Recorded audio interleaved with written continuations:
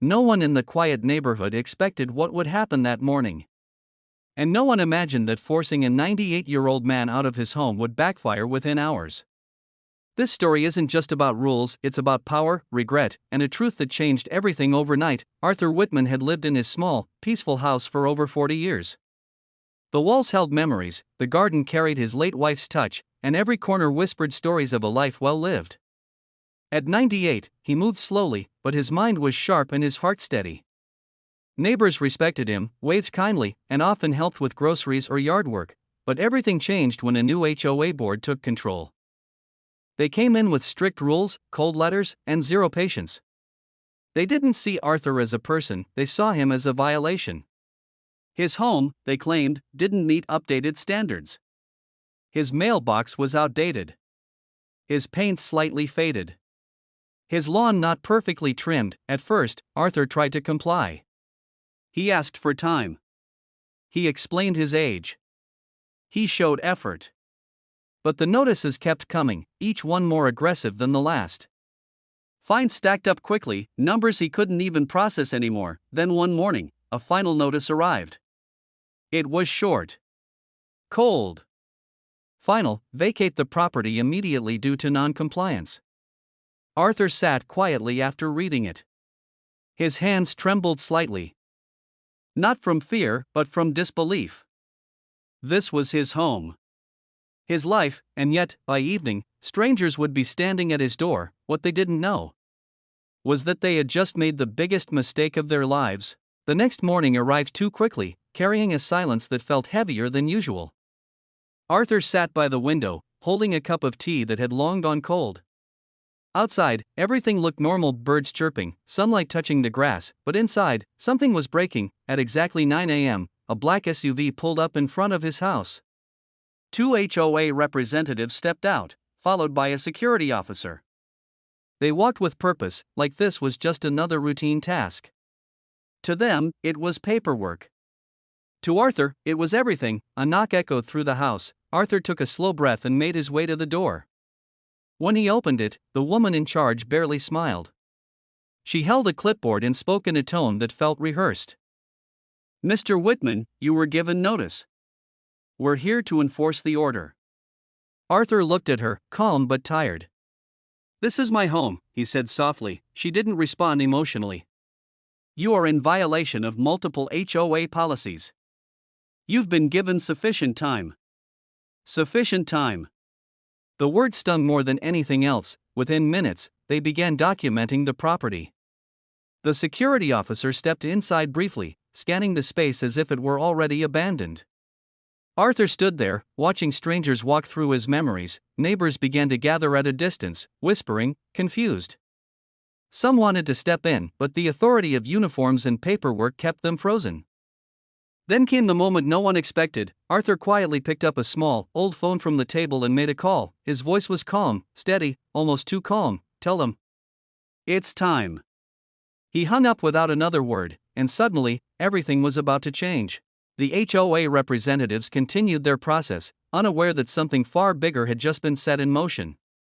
They spoke in low voices, checking boxes, taking photos, treating the entire situation like a routine inspection rather than a life being uprooted. Arthur stepped outside slowly, standing on his porch for what might have been the last time. His eyes moved across the yard, the trees, the sky. There was no anger in his expression, only a quiet acceptance that seemed almost mysterious. As minutes passed, then, in the distance, a sound broke the stillness. At first, it was faint. Then louder. Engines, several vehicles approached the street, not fast, but with purpose. Clean, official-looking cars, followed by a larger black sedan. They didn't stop immediately. Instead, they lined up calmly along the road. The HOA team paused, confused. The woman with the clipboard frowned. "What is this?" Doors opened. Men and women stepped out, dressed professionally. Not neighbors.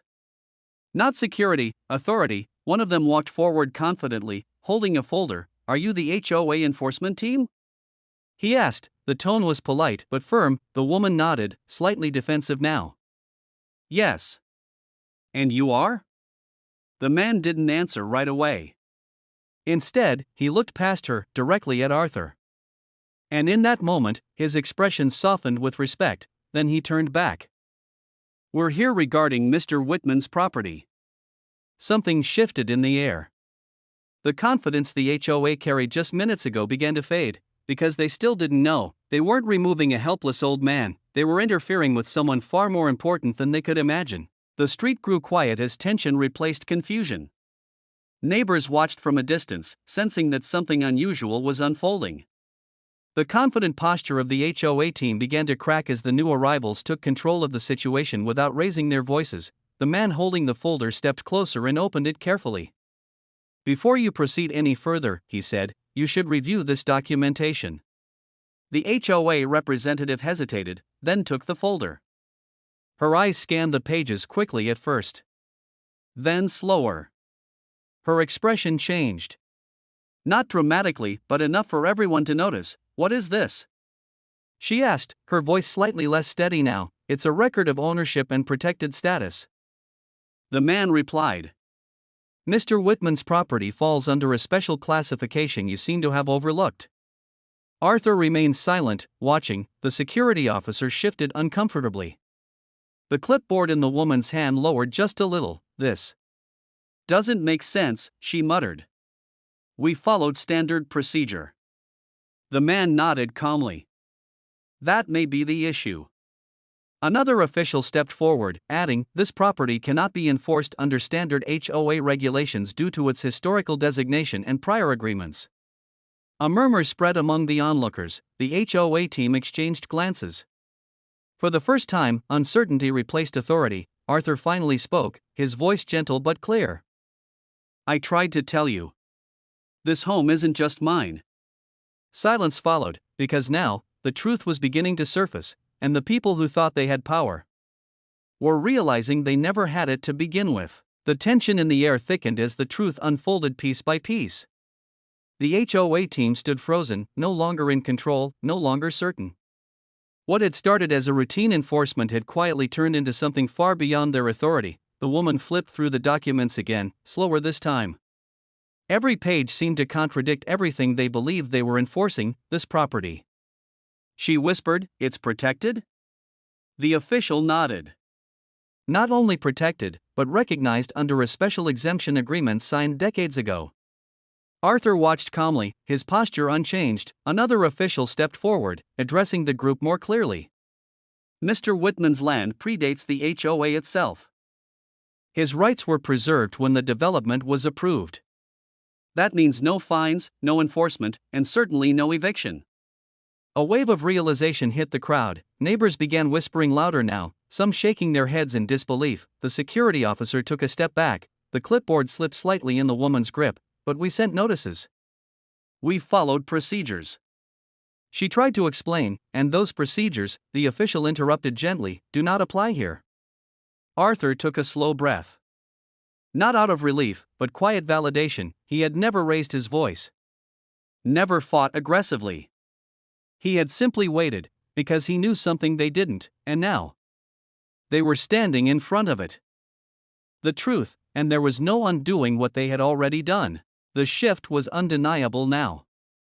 What once felt like a forced removal had turned into a moment of quiet accountability.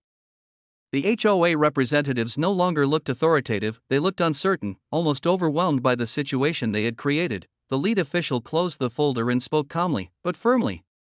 "This enforcement is invalid. Any further action against Mr. Whitman would be considered a violation." The words landed heavily. The woman lowered her gaze, her earlier confidence completely gone. For the first time, she looked directly at Arthur, not as a case, not as a violation, but as a person. "We weren't aware," she said quietly. Arthur nodded slightly. "That's the problem," he replied. "You didn't ask." Silence followed again. The security officer stepped aside completely, no longer part of the situation. Neighbors began approaching slowly now, offering supportive glances, some even standing beside Arthur without saying a word. The officials began packing up, their presence no longer dominant, just procedural, but the impact remained, because this wasn't just about a mistake.